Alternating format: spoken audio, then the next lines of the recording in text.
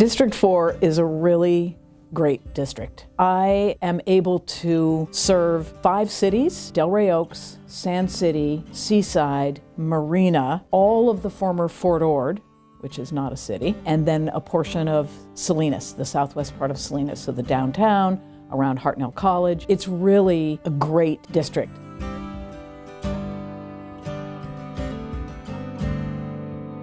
So in my district, in District 4, one of the things that is a little different from other districts is we do have Fort Ord, and that is a place that has been designated as an area for development and an area to preserve open space. So all of those issues and what sometimes turn into battles are definitely at play in District 4 on Fort Ord rather intensively. Every area has these concerns to one degree or another, but because Fort Ord really was designated as a place to do a certain amount of development closer to the existing cities, and then having a good deal of open space, the National Monument, access to open space, access from that inner land to the coast and the coastal trail and the beaches and the state beach.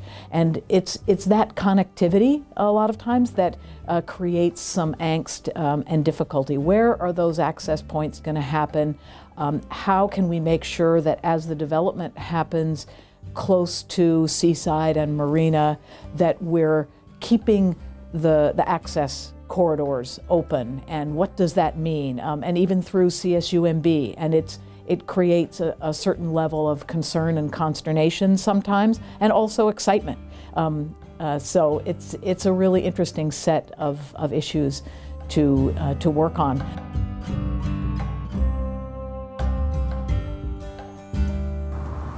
I'm happy to be here today at one of the Marina roundabouts, talking with Debbie Hale, who's the Executive Director of the Transportation Agency for Monterey County. Our agency, is made up of all 12 cities and all 5 county supervisors, and so we really do have to coordinate with everyone and get a lot of public input when we're looking at how to best address the transportation needs within a community. We do have a special focus, particularly lately, on both active transportation projects and safety projects, and roundabouts fit very well into that mold. We did a county-wide study where we asked each of the cities and the county to let us know, where do you think that roundabouts might be a good option? And then we evaluated that, and I would say in about 3/4 of the cases, they really did help by slowing down traffic, making it easier for people to cross the street, and making it safer for people driving as well. Sometimes it's concepts that people aren't necessarily that familiar with, and through your process of public education, you bring these projects. They start happening in communities, and then people are really thrilled with them. What we found with the roundabout by the community hospital is that people who are in that area a lot now really like roundabouts, but people who are, another 10 miles away from there that don't use it very often still have a lot of hesitations. Trying to get to Carmel, Pebble Beach, Pacific Grove, Monterey, or the community hospital, and sick of getting stuck in traffic? Instead of sticking with business as usual, the city of Monterey has found a better way: the Holman Highway 68 roundabout.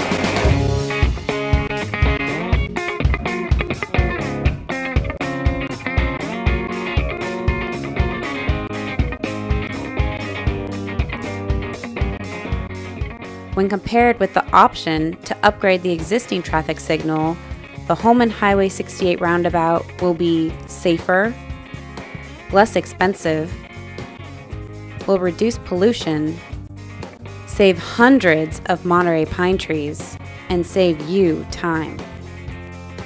Roundabouts are circular intersections in which all traffic flows in a counterclockwise direction.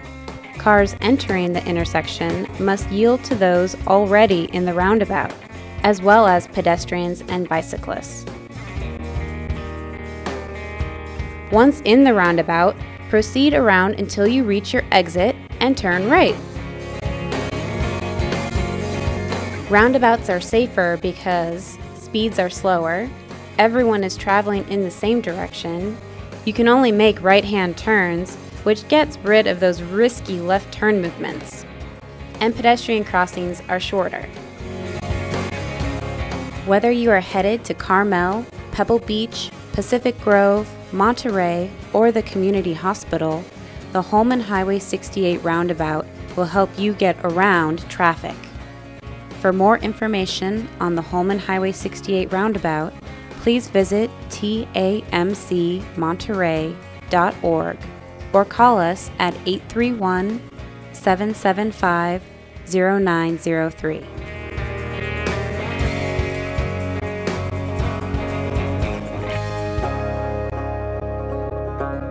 Would you talk a little bit about the tax measure funding, the Measure X funding that has come forward, and how that money is distributed between the jurisdictions and the regional projects, and some of the regional projects, particularly maybe ones that are happening in District 4?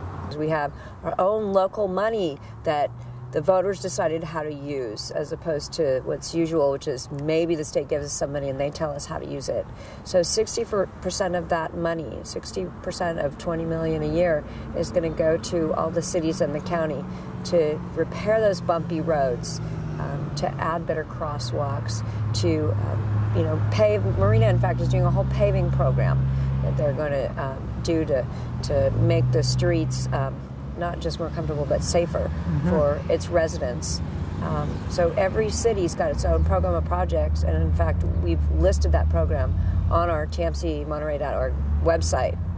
Now, the other part of it you talked about is the 40% of that money going to regional projects, and that ranges from all kinds of things to our first project out the door is going to be improvements to Imogen Parkway, which has long been a bottleneck, and kind of lots of different stoplights, people not being able to move through very quickly, not a great place to walk in some areas. That project is now going to be able to compete for state money because we have our own local money from Measure X. When we interviewed voters as to what they found was most important for them in terms of living here in Monterey County, they said quality of life. And I would say that FORTAG is a great project for helping with quality of life because it'll provide a continuous trail from really Monterey all the way through through Delray Oaks and Seaside, through the former Fort Ord, and then connecting in a whole loop around Marina and then going north up to the Salinas River. It's really going to be a landmark project, and it's very exciting to be finally kicking that off because we have Measure X money. If people are interested in transportation issues, walking, biking, roundabouts, congestion, safety, what are the opportunities for them to be involved in some of the commissions or stakeholder groups that the transportation agency has? In terms of just sort of general involvement, if you're really interested in transportation and what's happening, say, with the Measure X money, we have a transportation oversight committee that meets once a quarter, and it gets regular updates on what's happening with the projects and where the money's being spent, and then it'll be overseeing the first audit of Measure X money. So that's something that you can find out information on our tamcmonterey.org website. If you're interested in bicycle and pedestrian issues, we have a committee that meets monthly on that, and they get presentations on projects in the pipeline. They help determine where funding can go for bicycle parking, safe racks and lockers and such, and maybe help point out, well, here are some problem spots that the cities ought to be addressing. But if you're interested in a specific project, we really do try to hold not just public workshops, but give presentations to places where people are already meeting. So sometimes that's Rotary groups, sometimes that's homeowners associations, sometimes it's chambers of commerce. It's really been a pleasure talking to you, Debbie, and I appreciate you taking the time to talk to us about transportation issues in Monterey County and specifically District 4.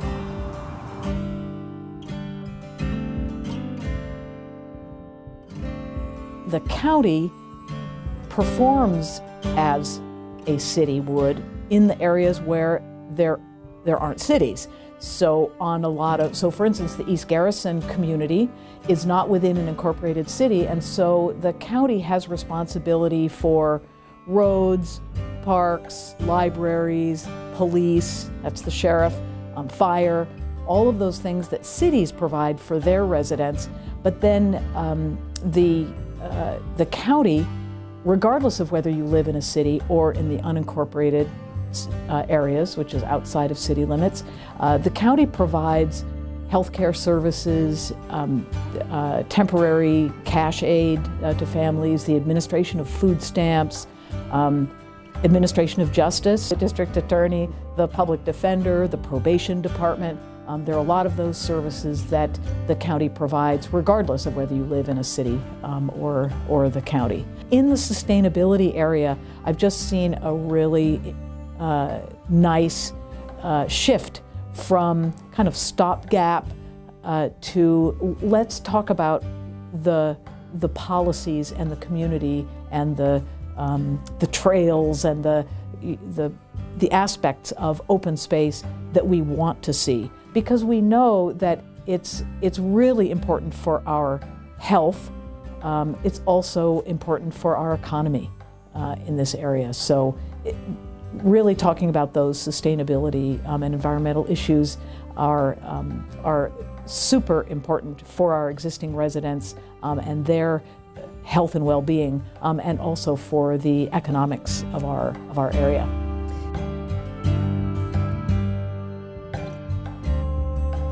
One of the ways that we serve our community is through healthcare, and the county clinics play an important role.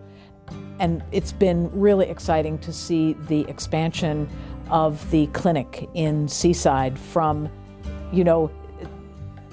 trying to make a clinic out of some retail space on Fremont Boulevard to actually building a clinic that serves as a clinic. And it's like it can serve so many more people, and in a way that really is much more respectful of who they are and their privacy, and it's really great to see that clinic and the fact that they're including in it other services that people might need, information about breastfeeding, connection to food resources, all kinds of services, and the integration of counseling and behavioral health services in right with the physical care that people come in for. So it's really a great service that the county provides in multiple communities.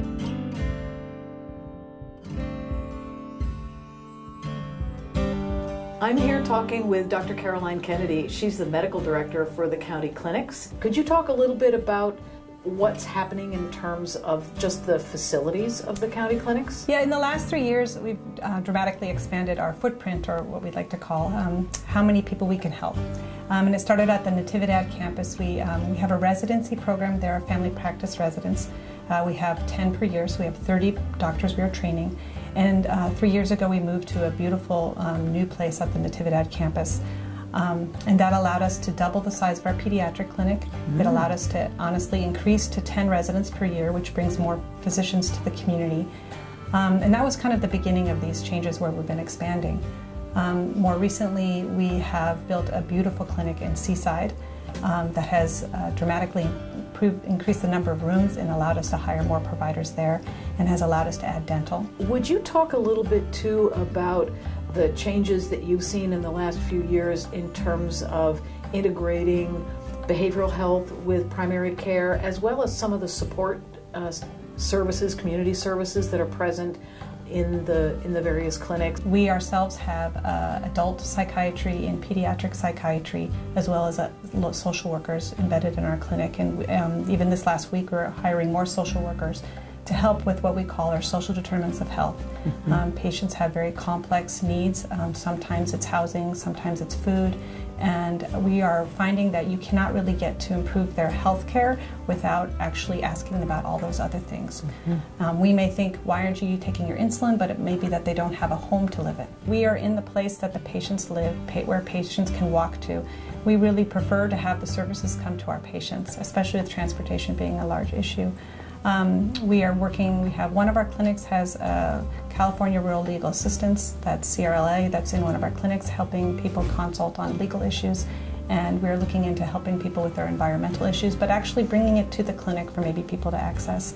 But other community partners like WIC are really nearby, and we just have very good communication and relationships with them, so we can, seamlessly transfer patients from one place to the other.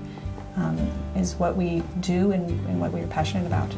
That's great. Would you talk a little bit about Esperanza Care, the program that allows people who were sort of left out of the Affordable Care Act, allows them to have a range of services? Esperanza is a game changer. It's phenomenal. So we have, you can imagine for patients, if they have Medi-Cal or Medicare, they often can get their specialty care covered and their labs and their medicines, which is like 3 main components. And if you are underinsured or uninsured, you're left out of that entirely. Sometimes visits can be $100, so you're deciding, do I pay the visit? Do I pay for my insulin? What do I pay for? So the Esperanza program recently started at our clinics and has 2,500 patients currently enrolled. And it has allowed us to really care for the people the same way we care for people that have Medi-Cal or insurance. And for some of them, they've never had these screening tests. They've never been able to pay for their insulin, or they've never been able to see a specialist. I'm really proud that we don't really spend a lot of money on it. It is primary care based, and we do pay for some specialty visits, but this is not the $1 million spent on one person. It is spending money judiciously to help as many people as possible. We have some of the highest trained providers that come to work for our clinic system. They are not just board certified, but they are some of the best providers we have. And I think working for the county, the mission helps, but if we are a pretty organized place, that's a nice place to work. You can clearly see our clinics are a great place to work. We draw talent that is unbelievable. And my current problem is I have not a single opening for a provider. And if you go to other federally qualified community health center meetings, they're saying, how do you get people to stay? I'm like, that's not my problem. How do you find new providers? They call me. And I want to let people know that I'm very proud of who comes to work here every day, the support staff, the front desk staff, the RN. Our people that work here and the providers really are diverse, and they ethnically really reflect our patients, which is also something I don't see everywhere. We have like 90% of everyone that works here speaks Spanish, and I think we can become better, but our patients are actually the best part of why we work here.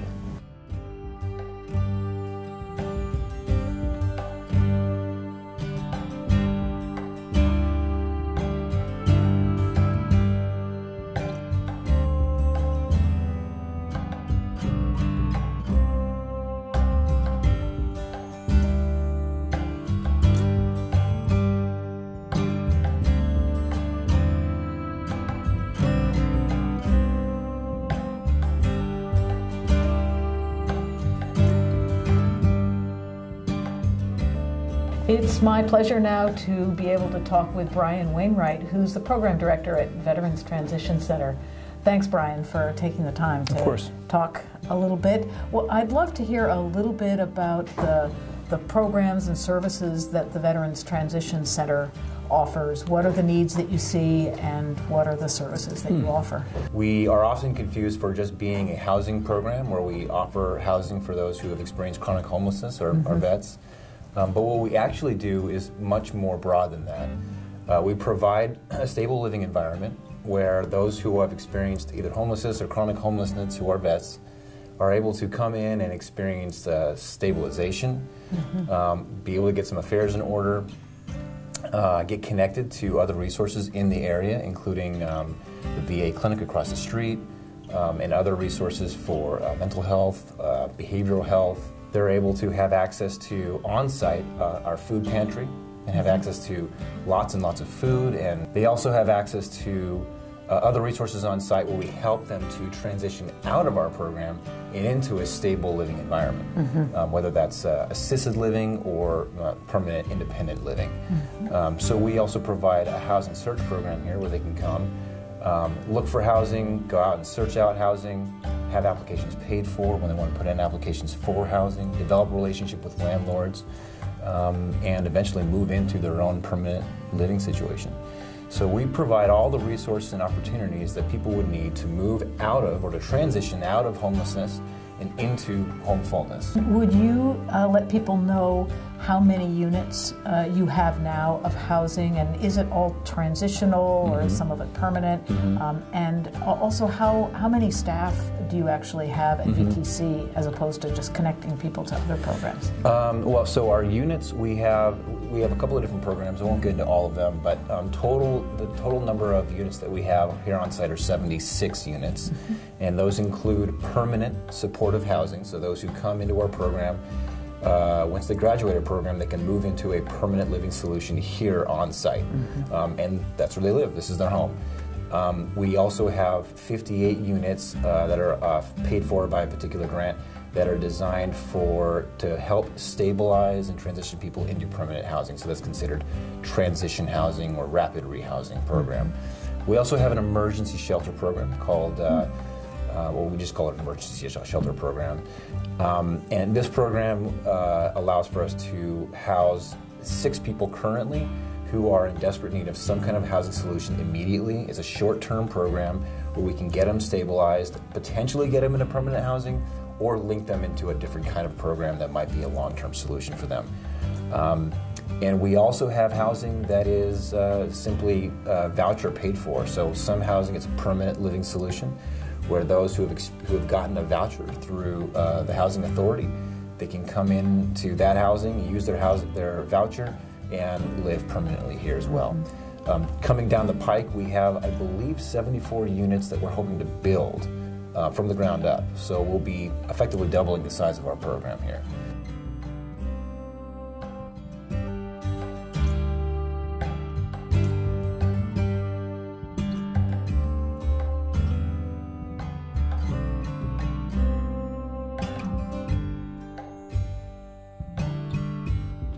This area is such a great place to live, and so one of the things that I really like to do is I try to go for a walk just about every day.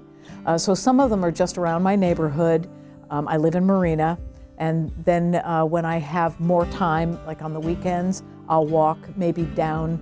I can walk from my house down to the beach, so I can see what's going on the bay, and it's really, really beautiful. And just being able to, see the broader horizon and listen to the waves and walk along the beach is just really, calms me down. And you want me to be, as calm and clear-headed as possible when I'm dealing with issues that might affect your life. So I do that quite a bit. I love to walk on Fort Ord. Something that, I'm one of 4 children. So I have 2 sisters and 1 brother. Both of my sisters live in this area, and one thing that's really fun is to go for walks with them as well in the area. One sister lives in Monterey and the other lives at the mouth of Carmel Valley, and so there's some really great places there to walk. The other thing that I do is several times a year I like to go somewhere and just have super quiet time. So and I like to do getaways that don't take too much time for me to get there, so I can maximize my relaxation time. So here in Monterey County, we have a contemplative monastery down in Big Sur that I go to for days at a time, where they ask you not to talk. Tough job for me, but I can do it. And it's very, very peaceful to sit on the edge of the hillside and look out over the ocean and the sky and have the hills at my back and just hear the sound of the grasses blowing and the birds moving around, and watch the leaves come out on the trees and things. So that's really a great way to just quiet my mind and give my whole psyche a rest. And then also in Monterey County, out the Carmel Valley, we have the Zen Mountain Center, Tassajara, and I've been going there since I was a teenager. Love that place. It's just so beautiful. And I usually will go there once a year, and they offer workshops there, or you can just go and enjoy the hot baths and the delicious food. Oh, the food's good there. So I like to go there to just rest, relax, maybe do a you know, a yoga workshop, they do poetry workshops, they do all kinds of things, or just going and enjoying being there.